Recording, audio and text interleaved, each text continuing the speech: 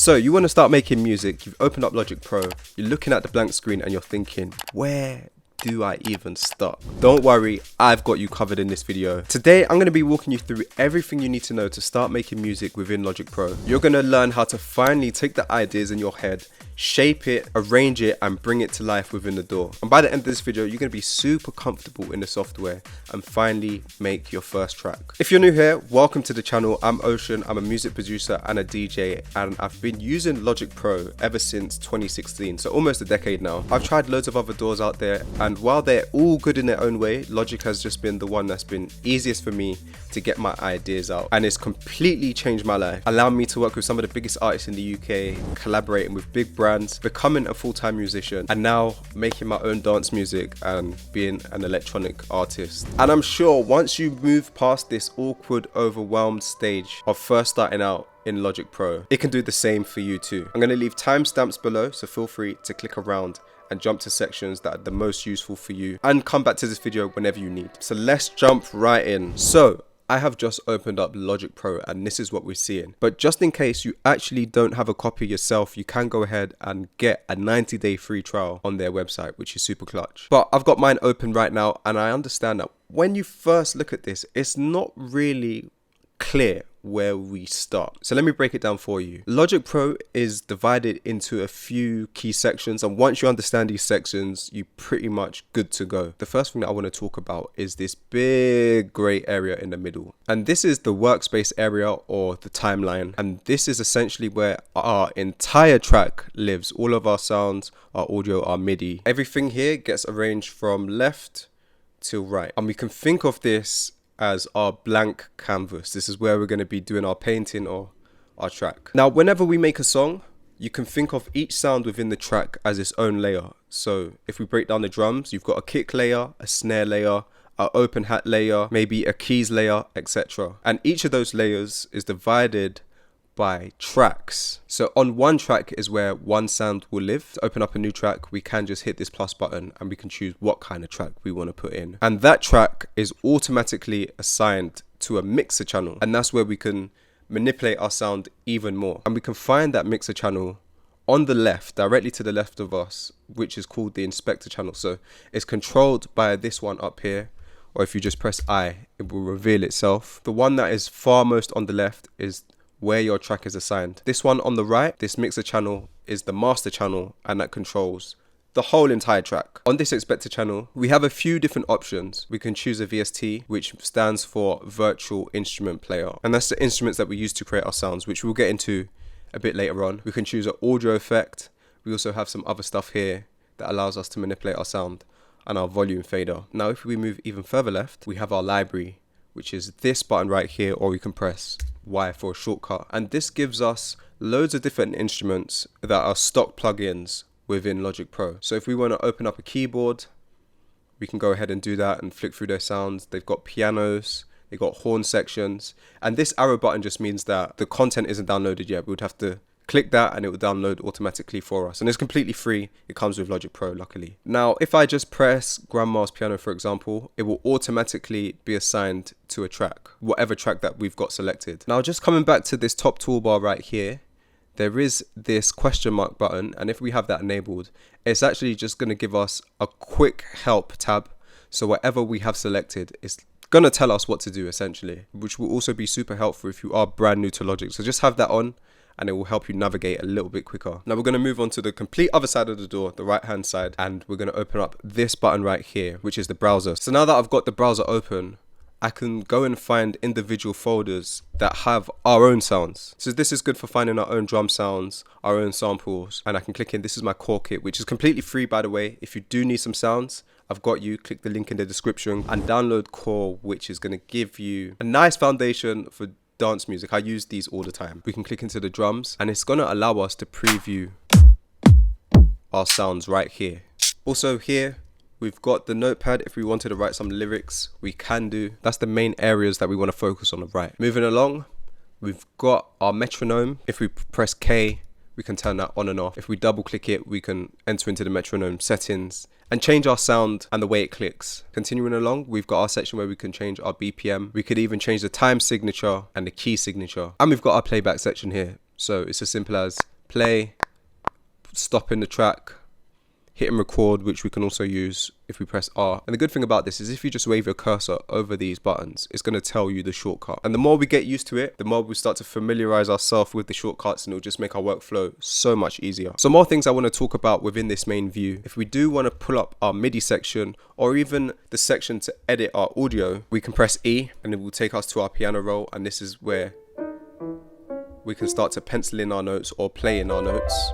Once we hit record, it will automatically create the MIDI box for us, but we can also just go ahead and create a MIDI region by double clicking. And then lastly, we can open up the mixer channel by pressing X. And this is where all the inspector tracks on the left will appear, and we can have it all within our face at one time. Before we even go ahead and create our track, I want to give you a couple of gems that is just going to help you set up for success and make your life way easier. One of the key things that we want to make sure that we set up properly is our audio, so we can hear things properly. There is no delays, there's no headache or anything like that. So we want to go to Logic Pro, we're going to hit settings, and we're going to hit audio. The output device is where the audio that is playing within Logic is output into, so we can hear it. At the moment, I've got it set up to system setting, so whatever audio that you've assigned your Mac to, it will just automatically do. I'd recommend setting it up to whatever audio interface you're using, or if you're using headphones. The interface that I'm using is the Audio Fuse, so I'm just gonna go ahead and select that. And it's also selected the input for me, so if I want to use a mic, if I want to record in audio, I plug that up into my audio interface, and then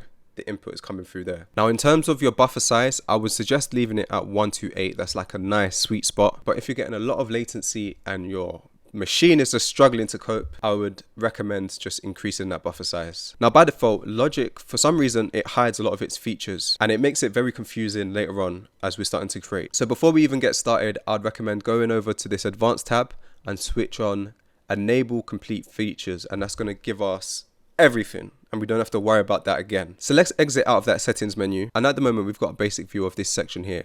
Personally, I prefer to actually switch it from beats and project to custom, and that gives us a more in-depth view of our track. So now the timestamp is way more accurate, down to the millisecond. We can also mess around with the BPM way more accurately, and we can see how our project is moving on the CPU. Depending on the size of your screen, it might take away your metronome, but that is just right here if we click this arrow. And lastly, probably one of the most overlooked tips, but it's definitely going to be a lifesaver, it's just changing your smart tempo project settings. And the way we navigate to that, hover over keep tempo, select smart tempo project settings, and set imported files to on plus align beats. So let's say we change our tempo to 150 BPM, and we're using an audio loop that is 140 BPM. If we drag that in, we want it to automatically click into the right BPM.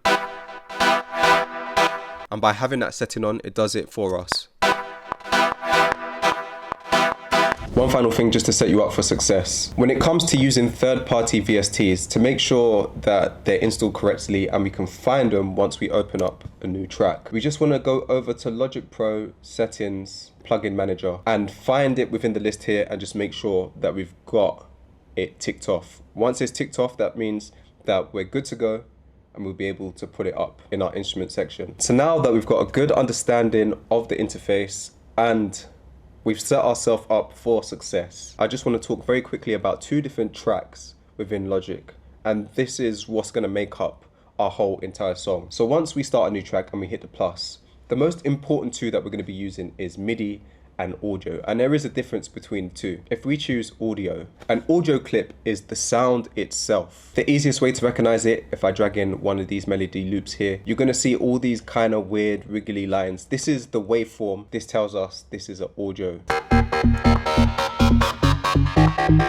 And if we look on the mixer strip, the settings are slightly different. Usually you can only add audio effects to it. Usually if you're recording your own instrument, like a guitar, straight into Logic Pro, or a synth, then it's going to be an audio file. The other kind of track that we're mainly going to be using is the MIDI track. And MIDI isn't sound itself. MIDI is information that it tells the sound to play. So what this means is, if we look over here, we first need to select an instrument like a VST. So right now I've got a piano selected. Then once we're in our MIDI clip,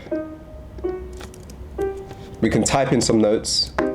And these little rectangle boxes, this is the information that is feed into our instrument that produces a sound, but it cannot make sound just by itself. It needs to be connected. MIDI is great because it's very customizable. You can change the velocities, you can change where the notes land, whereas audio is just usually that sound and that sound itself. So we know the difference between the two. Let's go ahead and finally start building our track, and I'm going to start with the drums today. Now when it comes to adding in drums within Logic Pro, we actually have two different ways to do this. We can do it with the MIDI, or we can do it with a more specific way called the pattern.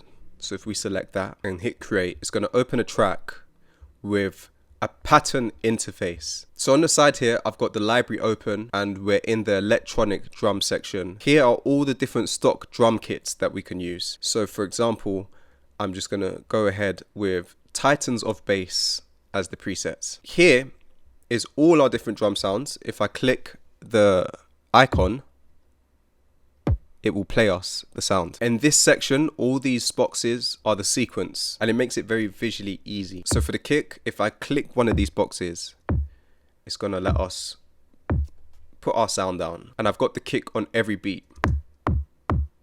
Then I can add in a snare that comes every other beat, and an open hat that comes on the off beat. So now we've got a very simple drum beat down. If we move over to this section right here, 16 steps, we can actually just lengthen how many steps this is. Now this is a very easy and visual way to make your drums. You can do it all in one window if you choose to. And if we select the individual sounds, so right now I've selected kick. To the right of it, it opens up our kick channel where we can customize the sound even more. Or if we hit the instrument DMD, which is the drum machine designer, we can click that. It gives us all our sounds. We can drag in a different sample to give us a different kick. So it's actually very simple. However, the preferred method I like is to do everything within its own separate MIDI channel. So I'm actually just going to go back and hit MIDI. I'm going to select instrument and I'm going to choose quick sampler. So now it's opened up this VST right here. I'm going to go to my core kit, go to my drums, and I'm going to start with a kick first. So let's put in kick number 1. I'm going to drag it into original and make sure it's on the classic setting. Let's rename this to kick, just to make sure that organization is good. If we make sure our organization is good from the start, it makes arrangements so much easier. And then I'm going to create MIDI region, and within here I'm actually going to do my drums separately. So let's put the kick on every beat. And so I don't have to keep drawing out the notes, we can just repeat it over by making sure that our MIDI box is selected. I'm going to hit Command R, repeat, repeat, repeat. Then we can select all of those boxes by hovering over it and then hitting Command J to join them up. So now we've got the kick down on its own complete separate channel. For me, when it comes to arrangement, I prefer to do it this way. And you're going to see later on when we go to structure out our beat. So now that we've got our kick laid down, I've added in another track, which is going to be for our open hats. We've got open hat audio file loaded already into the quick sampler. So again, I'm just going to create MIDI track. I'm going to open it up, and on every offbeat is when I'm going to add the open hat. So if the beat is 1, 2, 3, 4, the open hat is going to go 1, 2, 3, 4. And just something to keep in mind, the length of our note does matter. If we make it longer, then the open hat will last longer. If we make it shorter, the open hat will be very sharp and very quick. So we've got that down, and I'm going to repeat that across the 8 bars. Now I want to add in a clap, and the clap is going to go on every second beat. And then again, just repeat that across. And I would like my clap to last a little bit longer. So to select all the notes at the same time, we can hit Command A, and you can see that it's lighted up, which means that we've got them selected. And then we can drag it across to make it last a little bit longer. Let's add in a snare. I want the snare to kind of go like this.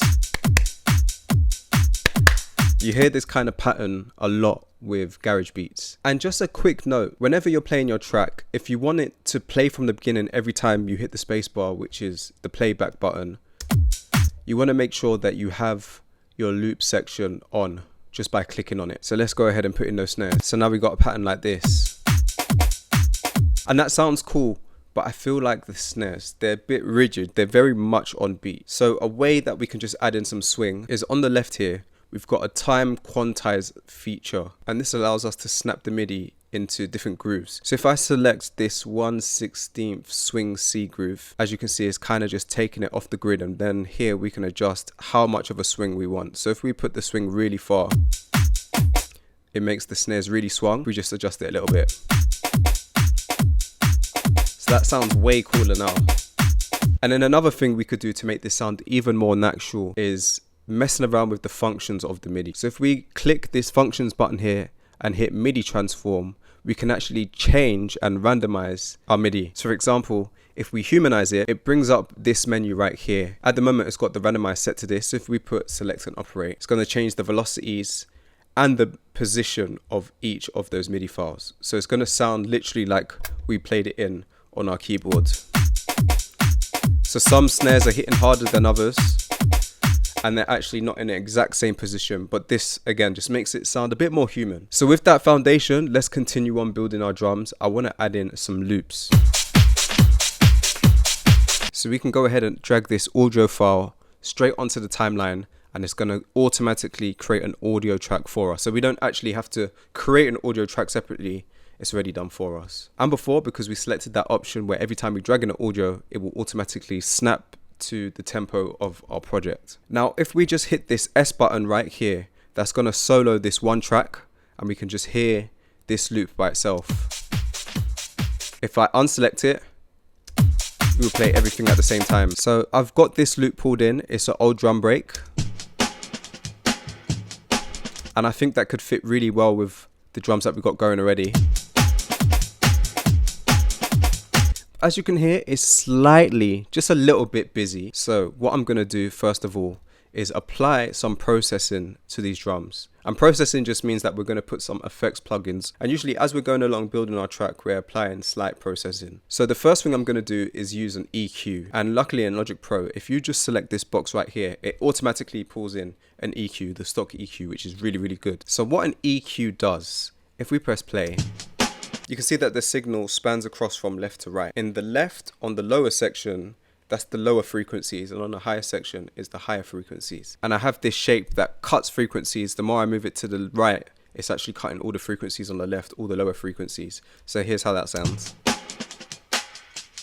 So the more I move it to the right, you can only hear the high section. If I keep it at this side, you can hear pretty much everything. And we use an EQ to basically shape our sounds and balance out the volumes. Because our kick usually hits in the lower frequencies, we don't actually need the kick coming from this break. So let's just take that out.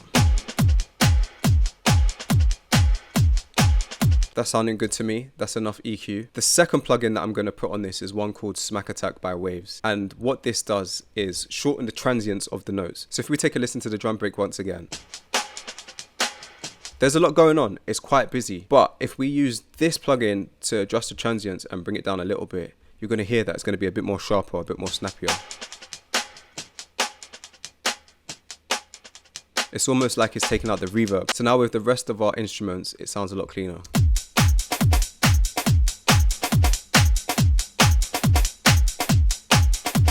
And as you go along making your beat, it's always good to just adjust the volumes and make sure that it's hitting right. And this, of course, is just a stylistic thing. Sometimes you might want your clap to hit harder than your snares or your loop, so you adjust accordingly. So I'm happy with that. Let's add in a few more loops to add to the groove. So we've got two more sounds in here. We've got tambourine going. We got shaker. And if you notice here, there is a little green light that is slightly to the right. And this is known as the panning knob. And what this knob does, we're moving our sound in one direction. So I've got it slightly panned to the right, which means that if you're listening in headphones, the sound should come out slightly more to the right, or you could move it more to the left. And that just gives us space for the sound. So it's not all coming down the middle. Sometimes we can spread the sound and make the track sound wider. And then the last sound that I've got in is a ride. So altogether, our drums are sounding like this. Alright, that's sounding good. I'm happy with the drums. Let's move on to making a melody. So first things first, we need to add in a new track, and we're going to add in an instrument track, a MIDI track, or as it says here, software instruments. Let's go ahead and create that. And if we navigate over to the mixer strip, we can add in a third-party plugin. If we go to AU Instruments, these are all our plugins here. Or we can open up the library section and we can add in a stock plugin. So for now, I'm going to choose piano, and I'm going to go with this Grandma's piano. Next thing we want to do to create our sound is just right click and create MIDI region. And here, if we double click into it, it's going to open up our piano roll. This is where we can draw in our notes and start to create a melody. Or if you wanted to play it in and you don't have a MIDI keyboard, you can hit Command K on your keyboard and you can play in a melody. Now, if you're a complete beginner with music theory, essentially the first thing you want to do is just pick a scale. A scale is a series of notes that sound good together. Once you decide on what that scale is and you click any note within that scale, it's going to sound fine. The easiest way to start is if you take all the white notes on the keyboard and disregard all the black notes, will be in the same scale. This is known as the C major scale, or the relative minor is A minor scale. Major means it's more of a happy sounding scale, so it sounds like this. Sounds quite upbeat and happy. And if we want to make something that sounds a bit more sad, then we'll start on A. When we play it together, it sounds a bit more moody, a bit more sad. Depending on what kind of vibe you go for is the kind of scale that you're going to choose. So for this example, let's just go ahead and use the A minor scale. Now, if we play 3 notes, that's known as a chord. And chords kind of build a nice foundation for the melody. And if we put a couple of chords together, something like this,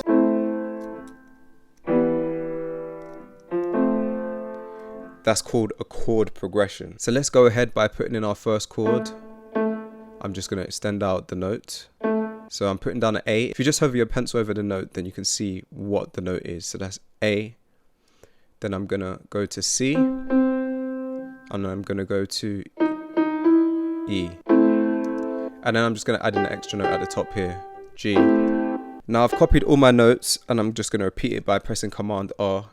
I'm going to shift it down 5. That will be in the same key still.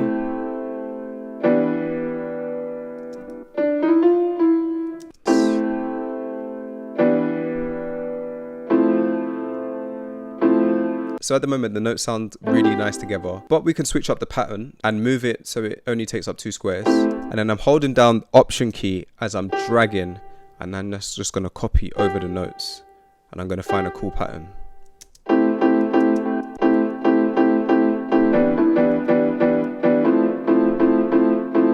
So there we have our first chord progression right there. To make this sound a little bit cooler, especially if we're using a piano, we can hit functions again, MIDI transform it, and humanize it. So instead of it sounding so robotic like we actually did pencil it in, because we did pencil it in, we want to make it sound like instead we actually played this. So I selected and operated, changed some of the velocities and the position of the notes. And we could even turn down the velocities in general. I've controlled everything and I'm moving the velocity down, and now it's going to sound a little bit softer.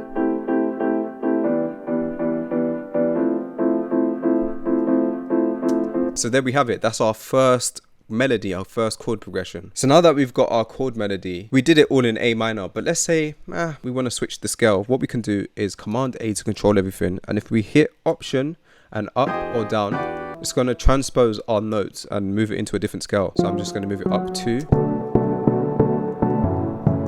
That sounds nice, to be fair. We could even move it up another 2.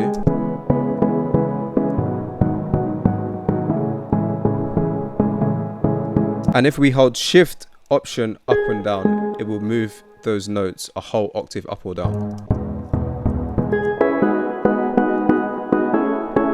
So that sounds a lot brighter. And to undo it, we can just press Command Z. What we could even do is invert notes, which means that we'll take some of the notes and we'll move it up an octave, but not the whole chord. So I'm just taking some of these bottom notes and I'm moving it up.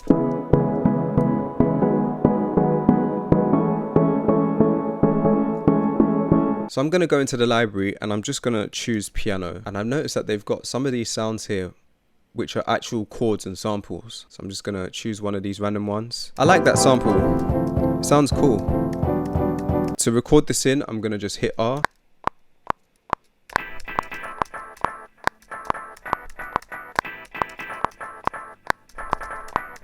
And then let's click into that. I'm just going to move it up an octave. Now if we wanted to make it sound a little bit more quantized, we can just hit Q and it's just going to snap all the notes into the grid. So I've gone ahead and put in my melody, which is sounding like this. And then also what I've done is layered the melody with the exact same MIDI. To make it easy, you can just Command D and that's going to duplicate the channel. And then you can go and find another sound, and then just to duplicate this channel down, you hold Option and drag that box down. So with it layered, it sounds like this.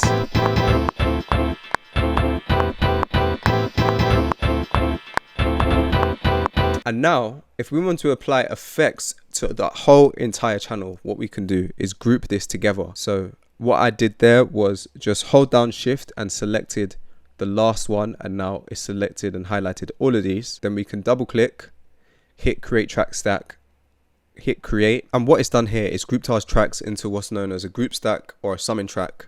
And now if we apply effects to this track, it's going to apply it to all of them at once. I've put a tiny bit of delay, a little bit of side chaining, a little bit of reverb, and now it's sounding more like this.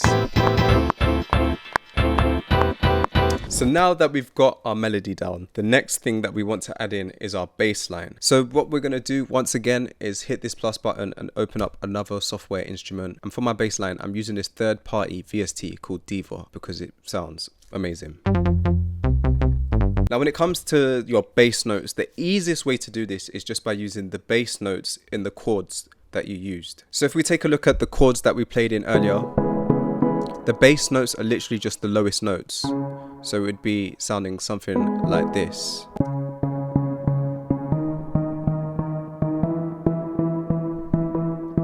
That is by far the easiest way to make a bass line, and from there you can switch up the pattern. But that's how you're going to guarantee for sure that those are the correct bass notes. So if we go back to our stabs, because I'm pretty much playing a sample, it's not actually clear what the bass notes is. So an easy way to just figure this out is to throw on an EQ and EQ out all the high end so you can just hear the lows. And you just got to use your ears on this one. Dun, dun, dun, dun, dun, dun, dun, dun, dun. That's what I'm hearing.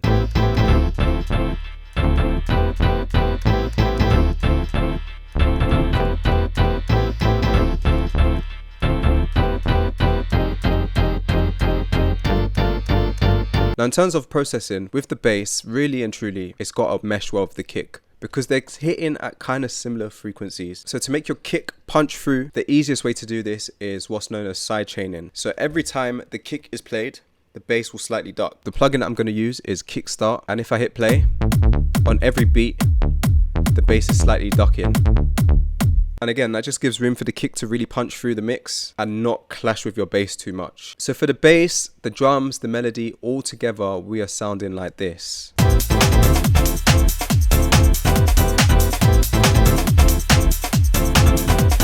So we've got our foundation there, it's sounding cool, the ideas are there. But where the track really comes alive now is all about the arrangement. So let's move on to that. And the way to structure a track, honestly, it's a stylistic thing, it's down to you, but I'm going to give you a basic framework. Usually you want to start with an intro, then you want to go into a break, and then you want to go into the hook, which will probably be the most energetic part. Then we'll bring down the energy once again. We can go into a second break that is slightly different from the first break. Go back into the hook again with some energy, and then we bring it back down. And the way how I do this within my project, I usually copy everything over and eliminate as I go along. So first things first, every section I have in 8 bars. If we have any audio clips or any MIDI clips that are not 8 bars, we can just group them together. So the way how we do this with audio clips, we control everything, we right click, and we pack it in a folder. So if you hit here, you can just choose pack in folder and it will group all of them together. So when we Command R to repeat that, it repeats the whole 8 bars. And if it was a MIDI clip, instead we can just Command J and join that together. So let's go ahead and copy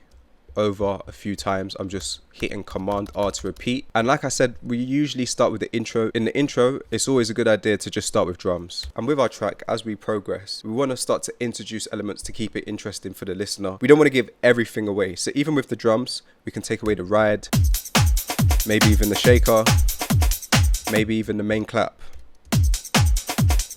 at the end of the first 8 bars, just to let the listener know, okay, we're finishing these 8 bars. We can just take in the kick. So as we go into the next section, it drops out and then we start again. For each section too, a nice way just to introduce the next section is to add a crash on the first beat. So let's go ahead and do that. So I'm just going to duplicate this down. Let's rename this one to crash. I'm going to open up my quick sampler. I'm going to drag in this crash. I'm going to create a MIDI clip and pencil that sound in. So we could have the crash be very quick and very short like this. Or if we want to extend the note, we can hit shift and backslash, and that's going to force legato. So now it's going to ring out.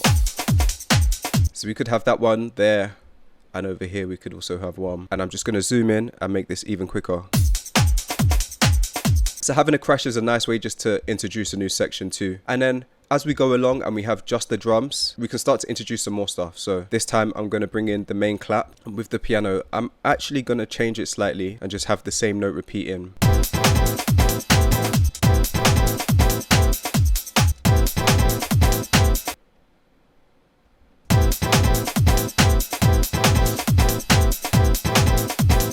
So I'm literally just having the same chord repeating, and I'm going to do the same thing with the bass line. And if you hear, very subtly, with that audio file, you can hear it click a little bit. That doesn't sound great, it's kind of annoying. So the way we get rid of that is selecting our audio clip, going to region, hit more, and then we just want to fade out that audio clip. And that takes it away. And then let's go ahead and repeat this bass line over. I'm just going to pack it in a folder, and then we can repeat that. So my thinking here is that we're not giving away the whole track. We're starting with just the bass and the first chord. And then as we go along, we could probably filter it in using some automation. So after that first part, now we can get rid of the drums and have a break. So I'm literally just going to delete all of it. Get rid of the bass line. Then we can start to bring back in the drums again.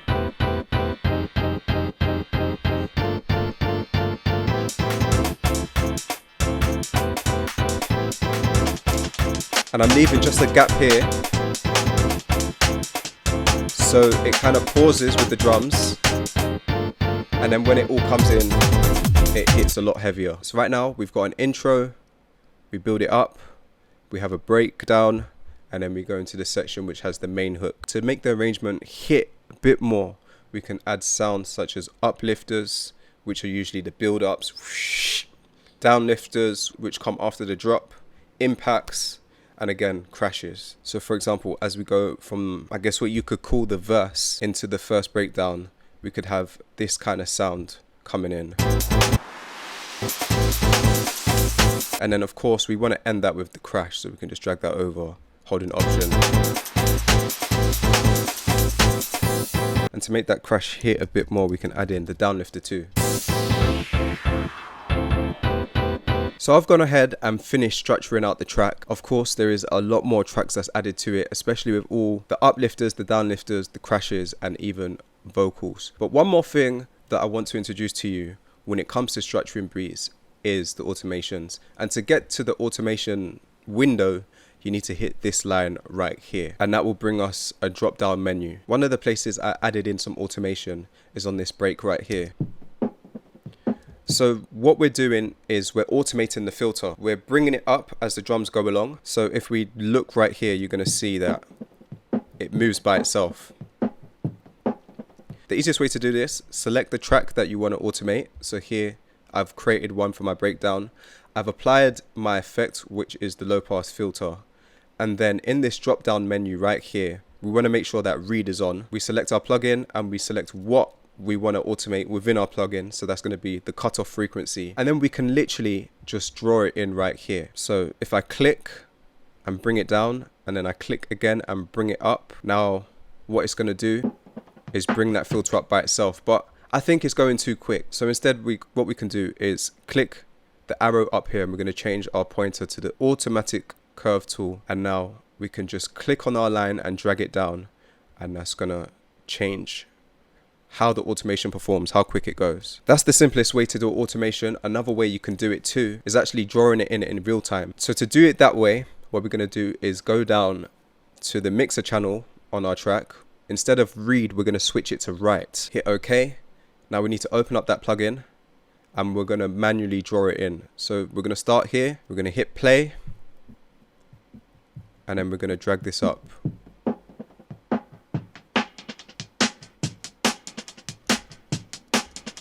And then once we finish, we can stop the playback, and now we've got our automation drawn in. And it's important that after we do this, we got to switch it back to read, so it reads the automation. But I prefer to actually just draw it in like how we had it before, just because it gives a bit more accuracy on the automation itself. So now we're happy with our arrangement. The only thing that's left to do is to apply a little bit of mixing and a little bit of mastering. Now, as you noticed, as I go along making the track, I'm essentially mixing the track at the same time by adding in some EQs, maybe even a little bit of compression every now and again, and stylistic choices like delays and filters. So when we're talking about mixing the beat or mixing our track, our song, we're essentially just talking about adjusting the volumes and adjusting the sounds to bring it all together. And when we're talking about mastering, now what we really mean is polishing up the track, making sure that it sounds good once we play it out, loud, big. Doesn't matter if we're listening to it in our headphones or in the car, it slaps everywhere. And usually mastering is done right at the end once we have all our elements, all our mix down. Now when it comes to mastering,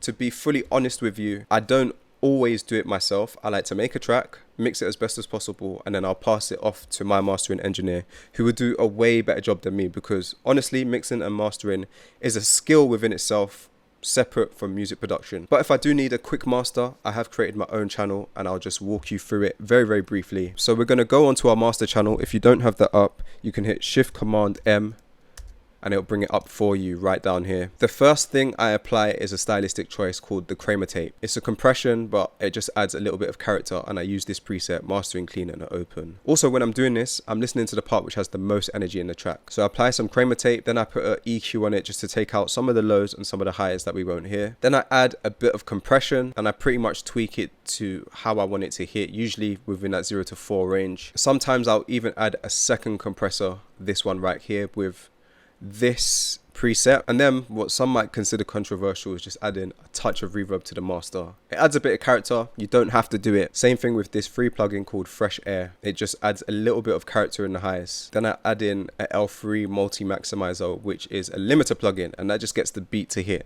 a bit harder. And then the very, very last thing that I put on top is the ultimate mastering plugin. It's called Ozone, and I just use this techno preset here. This is the chain that I use to get it to sound the way how I like, and I tweak it for every single track, but pretty much these are all that I'm using. And so that's your first track made in Logic. Let's take a listen to my version.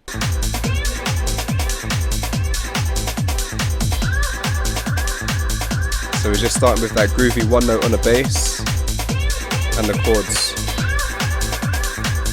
bringing the rides.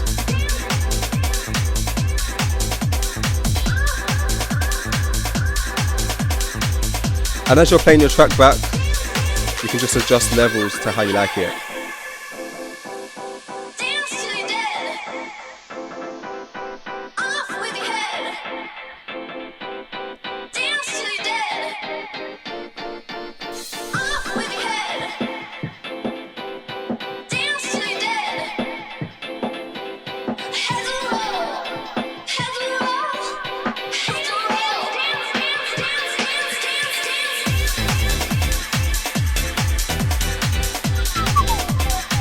Fire.